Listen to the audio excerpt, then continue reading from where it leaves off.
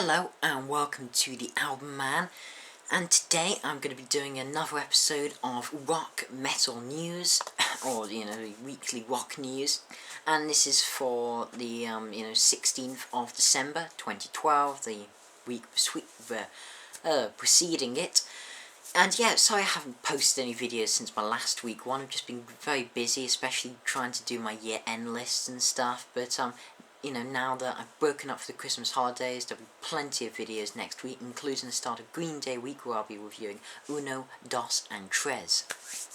Okay, so let's start with rock news, and the first news is that, quite simple, that Alter Bridge guitarist Mark Tremonti has said that they've started work on a new album and plan a world tour next year, which is really cool. Love Alter Bridge, can't wait for their next album. Also, something that was said about, a few weeks ago that I only found out, was that apparently Mike Oldfield is planning an album to come out soon. It's going to have 10 tracks. It's going to be more of a rock-orientated album, and that's going to be really cool. I love Mike Oldfield. Have On the Dawn here, if you can see it there. Okay. So secondly, this is just a bit of a weird one, but Dave Mustaine of Megadeth has had a newly identified species of tarantula named after him. The official classification is, Aphthanopelma Dave Mustainia. I mean, that's just really cool, to be honest. He has a tarantula named after him.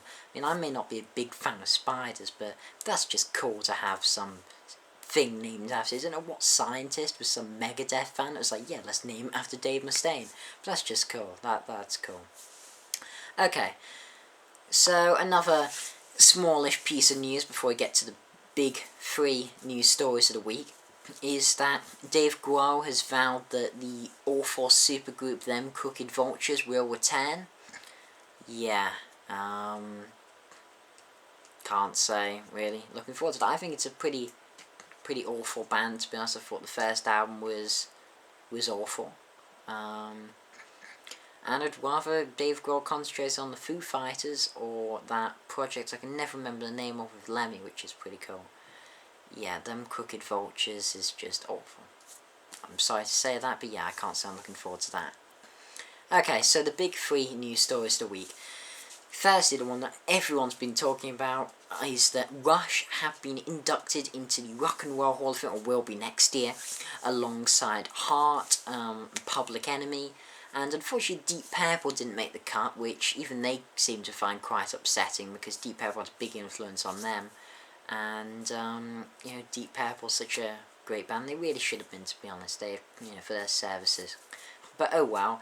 But yeah, it's cool that Rush are going to be inducted. They definitely deserve it. They've had such a long career, and yeah, well done to them. So now what I think is the two most interesting. So of course, this week at some festival, the 12-12-12 concert, Nirvana reunited with Paul McCartney. And yeah, so it was it was Dave Grohl, Chris Novoselic, I never know how to say his name, Paul McCartney, and Pat Smear. Novoselic, it's Chris Novoselic, that's it. And anyway, they reunited for the first time since Cobain's death. Even I could swear that Chris Novoselic and Dave Grohl played on Foo Fighters' Wasting Light, but I don't think Pat Smear did. I think that's what makes it the first time since Cobain's death.